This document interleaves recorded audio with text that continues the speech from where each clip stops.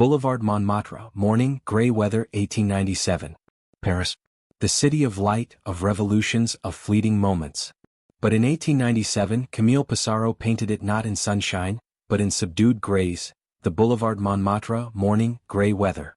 At first glance, it seems simple, a street lined with bare trees, people moving about their lives. Yet beneath its surface lies a story of struggle, exile, and an artist who found beauty in the ordinary, even as his health was failing. The year was near the end of Pissarro's life. He was plagued by an eye infection that made working outdoors nearly impossible. For a man who had built his career on plein-air painting, standing in the fields and streets, brush in hand, this was a devastating blow. And yet, rather than surrender, he adapted. From the window of the Grand Hôtel de Russie on the Boulevard des Italiens, he turned Paris itself into his studio. Morning after morning, he set up his easel by the window, watching the great artery of the city below. The boulevard stretched endlessly, a stage for modern life. Carriages rattling, pedestrians rushing, the restless flow of a city transforming itself at the dawn of the 20th century. Where other painters sought monuments and drama, Pissarro chose the ordinary, gray skies, damp cobblestones, anonymous crowds. Technically, the painting is a masterwork of impressionist observation. The brushstrokes are brisk, alive, trembling with atmosphere. Instead of precise detail, Pissarro gives us sensation. The cool mist of the air, the softened light of a Paris morning, the rhythm of footsteps merging with the rumble of wheels. The grays are never dull. They pulse with violets, blues and silvers, subtle harmonies that make the entire canvas shimmer with life. The historical context is crucial. Paris was no longer the old city of winding alleys. Baron Haussmann's grand boulevards had remade it into a modern metropolis. Pissarro's series of boulevard paintings captured this transformation, the birth of a new kind of city, where the individual dissolved into the flow of the crowd. To paint the boulevard was to paint modernity itself. Symbolically, the gray weather speaks to Pissarro's own mood. Exiled as a young man for his political beliefs, dismissed by critics for decades, battling illness in his later years, his life was often marked by struggle. And yet, his paintings were never bitter. Instead, they revealed a quiet humanism, a tenderness toward the world as it was. In the anonymous faces of the crowd, in the shifting tones of a cloudy sky, he found dignity and meaning. When first exhibited, these Paris scenes were not hailed as masterpieces. Critics found them repetitive, even banal. Why paint a boulevard, they asked, when one could paint great events or heroic figures? But over time, the truth of Pissarro's vision became undeniable. He had captured the poetry of the everyday, the fleeting, overlooked beauty of a morning most would forget. Today, Boulevard Montmartre, morning, gray weather is seen not as gray at all, but luminous. It reveals the impressionist gift for transforming the ordinary into the eternal. Looking at it now, one feels the hum of the city, the breath of mist, the anonymity of passing strangers, moments that echo our own mornings, our own forgotten days. And that is Pissarro's genius, to whisper that there is no such thing as the ordinary. Even in gray weather, life shines. Even in fleeting moments, eternity lingers. His boulevard is not just Paris in 1897, it is every street, every morning, every unnoticed fragment of time, immortalized in paint. Camille Pissarro, Place du Théâtre Français. Story. Paris, 1898. The city is alive, pulsing with the rhythm of modern life. But for Camille Pissarro, standing at the window of his hotel room overlooking the Place du Théâtre Français, the world is both dazzling and cruel. His eyesight is failing. Every stroke of the brush is a battle against time. He knows the years of clarity are slipping away. And yet, this very fragility makes him paint harder, faster, more desperately. Pissarro was nearly 70 when he created Place du Théâtre Français. The Impressionist movement, which he helped pioneer, had already been transformed by the rise of post-impressionism and newer avant-garde voices. Monet, Degas, Cézanne, Van Gogh, each had carved their own legend. Pissarro, often overshadowed, refused to fade. This painting was his defiant answer, a vibrant hymn to the beating heart of Paris. From his hotel window, Pissarro observed the theater square below. Horse-drawn carriages rattled across cobblestones, pedestrians hurried with umbrellas, gas lamps glowed in the gray Parisian air. Yet he didn't merely document the scene, he transfigured it. The painting's sweeping perspective feels cinematic, like the opening shot of a film. You're not just looking at a square, you're entering it, stepping into the restless arteries of a metropolis in transition. The artistic process was grueling. Pissarro worked rapidly, layering dabs of muted grays and browns for the cobblestones, punctuated by bursts of red and green for carriages and figures. His brushwork was loose, almost trembling but purposeful, each stroke capturing motion rather than stillness. He sacrificed precision for rhythm.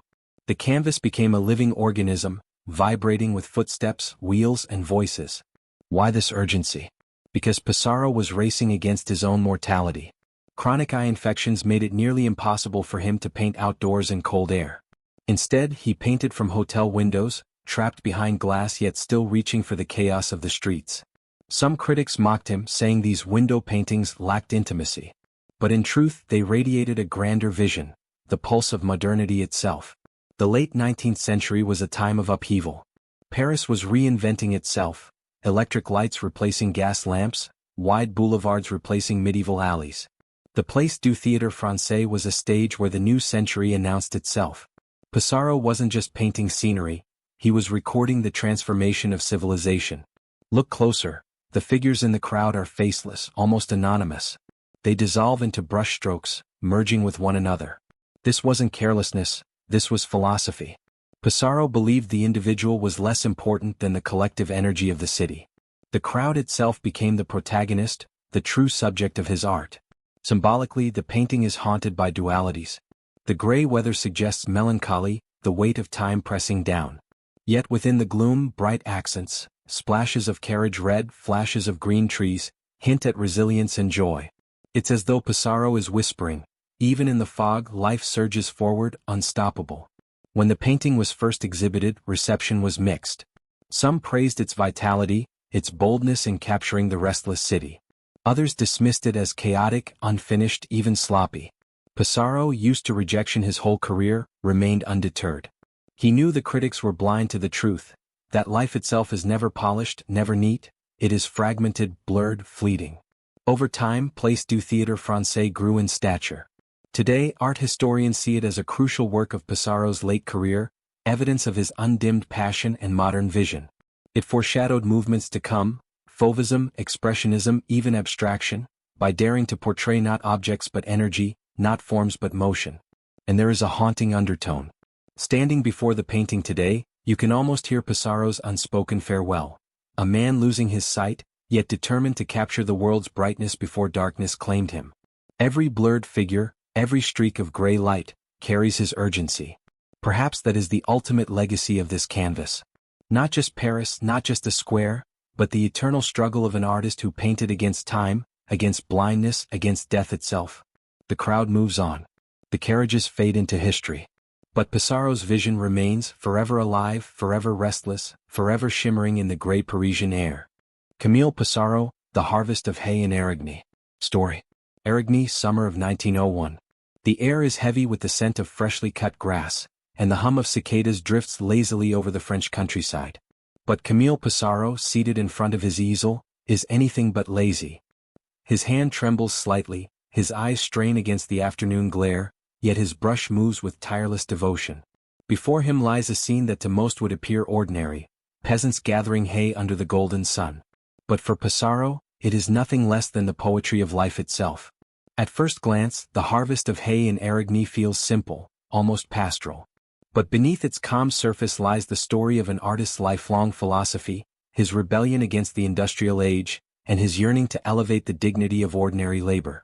Pissarro had lived in Éragny for over 2 decades by this point, and it had become not only his home but his sanctuary. In a world rushing toward modernity, he turned back to the earth, to the rhythm of seasons, to the timeless work of the hands that fed society. The painting was born out of both necessity and obsession. By the dawn of the 20th century, Pissarro's health was failing. His chronic eye condition meant he could not easily paint en plein air during cold or windy weather, yet he continued to venture out in summer, pushing himself despite discomfort. Each moment outdoors was a battle against pain, but also an act of defiance. He wanted to capture the peasants before him not as symbols, not as romanticized figures, but as real human beings engaged in real toil. Look closely at the canvas. The hay glows in hues of ochre and gold, laid out in rolling swathes across the field. Figures bend and strain, their forms solid yet softened by Pissarro's touch. He does not paint their faces with detail, he paints their gestures, their movements, the weight of their labor. The figures dissolve into the landscape, reminding us that humanity and nature are inseparable. His technique here is meticulous yet alive. Dappled strokes of green and brown create texture in the fields, while the sky shimmers with pale blues and faint clouds, painted with a looseness that suggests fleeting summer heat. There is no grandeur, no drama, yet in its restraint lies something monumental. This is life as it is lived, sweat on the brow, aching muscles, and the eternal dance between man and earth. Why was Pissarro so obsessed with these scenes of rural life? The answer lies in his convictions. More than any of his Impressionist peers, he was deeply political, a believer in anarchist philosophy. He distrusted the growing industrial cities and the inequality they fostered. For him, the peasant was not just a subject for art, but a symbol of resistance and authenticity. In The Harvest of Hay in Éragny, he elevates agricultural work to the realm of the sacred. This is not mere labor, it is communion with the land. Historically, France at the turn of the century was changing rapidly. Factories multiplied, railroads spread, cities swelled. Rural traditions were fading, swallowed by modernity. Yet here was Pissarro, stubbornly turning his gaze to the fields, as if to preserve a way of life slipping away. His canvas became both record and elegy, a memory of the peasant's central role in society before the machine age fully displaced them. And there is symbolism in the hay itself. Hay is impermanent, cut down, gathered, stored, consumed. It speaks of cycles, of growth and decay, of sustenance and survival. In painting hay, Pissarro was painting the fragility of existence, and yet also its resilience. When the work was first shown, it did not ignite controversy like some of his earlier canvases had. By 1901 the avant-garde had moved on, and critics often overlooked Pissarro, seeing him as a relic of Impressionism. But in truth, these late works were radical in their quietude. While others chased spectacle and modern innovation, Pissarro painted humility, endurance, and the sacred bond between human and soil. Today, The Harvest of Hay in Éragny stands as one of the most profound statements of his final years. Art historians see it not only as a pastoral scene but as a moral vision. Pissarro, nearly blind, painted not with eyes but with spirit, insisting that dignity lies not in glamour or progress but in the honest work of the hands. Stand before the painting, and you can almost hear the swish of scythes, the murmur of voices, the rustle of hay being piled high. You can feel the weight of the sun pressing down, the inevitability of exhaustion, and yet also the quiet pride of a job done well. Pissarro gives us not a spectacle but a truth. And when you look long enough you might realize, this is not just Éragny, not just 1901. This is humanity itself, eternal, toiling under the same sun, bound by the same earth. The hay will be gathered, the fields will empty, the seasons will turn. But on Pissarro's canvas the harvest never ends. It lives forever, golden and eternal, a hymn to labor, to nature, and to the fragile dignity of life. Camille Pissarro, Apple Picking at Éragny Surept. Story. The orchard at Éragny is alive with color. The air is thick with the scent of ripe fruit, the gentle rustle of leaves, and the muffled laughter of women at work. Yet for Camille Pissarro, sitting with his easel under the dappled sunlight, there is no ease in this moment. His eyes water from the strain, his hand is not as steady as it once was, but his determination burns brighter than ever. He is not just painting apples. He is painting a philosophy, a vision of humanity bound to nature, of simplicity elevated into eternity. Apple Picking at Éragny Surept was painted in 1888, during one of the most fertile periods of Pissarro's career. He had moved with his family to the small village of Éragny in Normandy, where orchards stretched endlessly and the rhythm of life was measured not by clocks, but by seasons. It was here, in the fields and gardens, that he found his truest subjects, ordinary men and women, caught in the honest labor of survival. But there is something different about this canvas. The figures, women balancing baskets, reaching, stretching toward the branches, are more than just peasants. They are icons of endurance.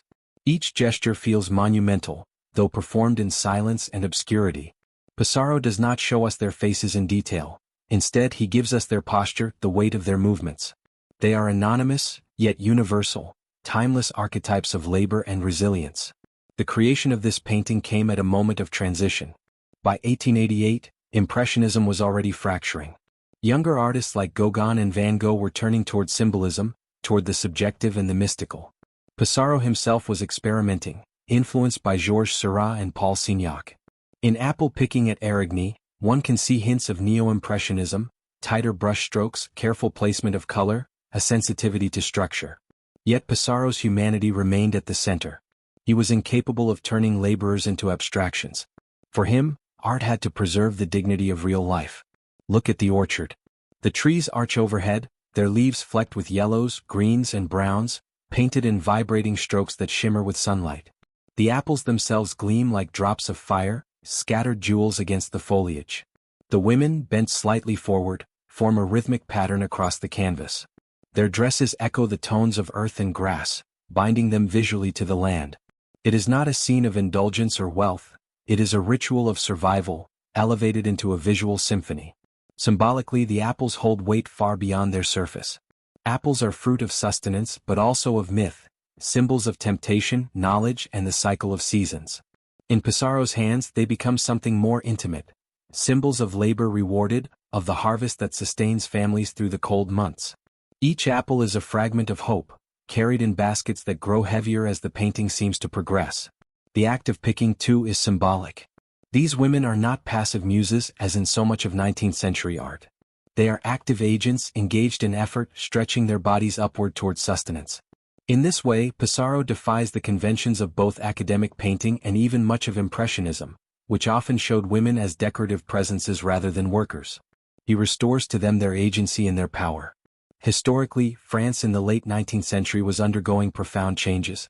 Industrialization was pulling people from countryside to cities. Factories consumed lives that had once belonged to fields. Pissarro, an anarchist in sympathy, was disturbed by this shift. His paintings of rural labor were not nostalgic fantasies, but political affirmations. Here, he seems to say, is the real dignity of humankind, not in smoke and steel, but in the earth and in the hands that tend it. The reception at the time was muted. Critics who had once scorned Pissarro's rough peasants were now dazzled by the bold experiments of younger artists. Some thought his rural themes too plain, too ordinary. But time would prove them wrong. Art historians now see apple picking at Éragny as a masterpiece of quiet revolution, a painting that bridges Impressionism and Neo-Impressionism while keeping the heartbeat of humanity alive. What makes the canvas haunting today is its timelessness. Stand before it, and you can almost hear the murmur of voices among the trees, the soft thump of apples landing in baskets, the distant sound of wind rustling through the branches. The sunlight filters through the leaves, dappling the workers with fleeting gold. It is a moment both fleeting and eternal, the harvest of one season, preserved forever in pigment. For Pissarro, who struggled financially most of his life, the orchard must have carried personal meaning. He knew the weight of labor, the fragility of survival. He painted not from above, but from within, as if he too were part of the orchard, bending to gather the fruit. And in the end, what remains? The apples will rot, the women will pass, the orchard itself will one day vanish. But on this canvas, the harvest never ends. Pissarro has granted immortality to a moment of transience. The baskets grow heavy, the trees lighten, and the sun begins its slow descent. Yet the rhythm continues, eternal. In the silence of Éragny, apples fall, hands reach, and life, simple and profound, goes on. Two women chatting by the sea, St. Thomas. Story. The sea stretches endlessly, blue upon blue, horizon bleeding into sky. On the rocky shore, two women stand close, their heads inclined toward each other, as though whispering a secret no one else must hear. And yet, Pissarro painted their silence for the world. Two women chatting by the sea, St. Thomas is one of the earliest windows into his soul, and it holds within it both his exile and his longing. This painting was created around 1856, when Pissarro was just beginning his journey as an artist. Born in 1830 on the island of St. Thomas in the Danish West Indies, he was far removed from the artistic centers of Europe. Yet his earliest memories were not of galleries or Parisian boulevards, but of palm trees, the rhythm of the waves, and the unhurried life of Caribbean villagers. These memories would shape him profoundly, long after he left the island. In this painting, the women stand in conversation, their figures humble yet monumental. They are not grand or heroic. They are washerwomen or neighbors or mothers stealing a few minutes of rest. But Pissarro gives them dignity. Their bodies form a quiet triangle against the backdrop of the sea, anchoring them in permanence, even as the waves crash and dissolve behind them. The scene is deceptively simple. Two women by the sea. Yet look closer. The women are dressed in humble working clothes, painted in earthy browns and muted whites. Their skin carries warm tones that echo the island light. The rocky coastline around them is textured with strokes of ochre and gray, grounding them in their environment. And behind it all, the sea rolls outward, painted with a young man's fascination for infinity. The composition is balanced between intimacy and vastness, two private figures set against an eternal ocean. Why did Pissarro paint this? The answer lies in his state of mind. At the time he was torn between expectation and desire. His family wanted him to take over the family business, to lead a respectable life as a merchant. But Camille was restless. He wanted to paint, not luxuries for trade but people, landscapes, moments of life. And so he sketched constantly, wandering the island, recording washerwomen, farmers, fishermen. He was searching for truth in the ordinary. The act of painting two women chatting was itself a quiet rebellion. Most European art of the time glorified history, myth, or portraiture of the wealthy. To paint humble women, not posed as allegories but simply as themselves, was a radical gesture. Already, Pissarro was breaking with convention, guided not by academic ideals but by the rhythms of real life. There is symbolism here too. The women by the sea represent community, conversation, continuity. The sea itself becomes more than a background, it is a metaphor for the unknown future. Pissarro must have felt it deeply, the pull of Europe across those waters, the uncertainty of leaving home, the infinite possibilities awaiting him. The women stand grounded, rooted in place, while the sea whispers of departure. Historically, the 1850s were a turbulent time in Europe. Revolutions had shaken nations and art itself was at a crossroads. Romanticism was giving way to realism, and in a few decades, Impressionism would explode. Pissarro, though far from Europe, seemed instinctively attuned to these shifts. His choice to depict ordinary islanders, bathed in natural light, would later become a foundation of his Impressionist philosophy. When Pissarro finally left for Paris in 1855, this painting became a memory, a fragment of the island he carried with him. Critics at the time did not know of it, it was not exhibited widely, nor did it make him famous. But to us looking back, it is a haunting relic, the voice of a young artist forming, his brush guided not by academic rules but by empathy. Imagine standing before the canvas today. You can almost hear the murmur of the women's voices, the cadence of Creole speech, the low crash of waves against rocks. The sea breeze seems to move across the painting, stirring the fabric of their skirts, tangling their hair. It is a work of atmosphere, of memory, of intimacy. The legacy of this painting is subtle but profound. It shows us that even in his earliest years, Pissarro's heart was with the working class. His brush belonged not to kings or patrons, but to people who labored, who loved, who conversed by the sea. It also reminds us of his roots, a Caribbean Jew, born on an island at the edges of empire, who would become one of the fathers of modern painting. And perhaps that is why this painting lingers. It is not dramatic like the harvest of hay or shimmering like Boulevard Montmartre. It is quiet. But in its quietness lies its power. The intimacy of two women speaking becomes universal, transcending time and place. The waves behind them rise and fall, restless as the passage of years. The women lean closer, sharing words that vanish into air. But Pissarro, with brush and canvas, preserved their moment forever. The sea erases but art remembers.